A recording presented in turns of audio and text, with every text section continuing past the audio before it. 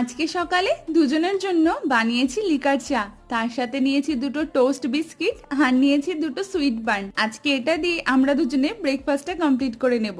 এরপর চলে আসলাম আজকে দুপুরে লাঞ্চ মেনুতে। রয়েছে সাদা ভাত, আর আজকে বানিয়েছি ঝিঙে আলু পোস্ত, আর বানিয়েছি ডিমের ঝোল। স্যালাডে রেখেছি আজকে শুধুই শসা। তো এটাই হচ্ছে আজকে আমাদের দুজনের লাঞ্চ মেনু।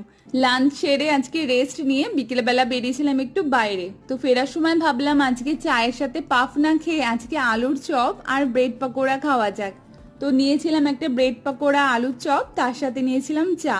তো চাটা তো খুব ভালোই ছিল, ব্রেড পকোড়াটাও ভালো ছিল, কিন্তু আলুর চপের ভেতরটা দেখো, আলুটা কোনো মশলা নেই, একদমই আমাদের ওখানকার আলুর চপের মতো না। যাই হোক, খাওয়া দাওয়া করে আসার পর রাতে ডিনারটা করে নিচ্ছি। ডিনারে রয়েছে রুটি, তার সাথে ডিমের ঝোল আর আলু পোস্ত। তো চলো আজকে খাওয়া দাওয়া এই পর্যন্তই। পরের শর্টসে আবার সবার সঙ্গে দেখা হচ্ছে, ততক্ষণের জন্য টাটা।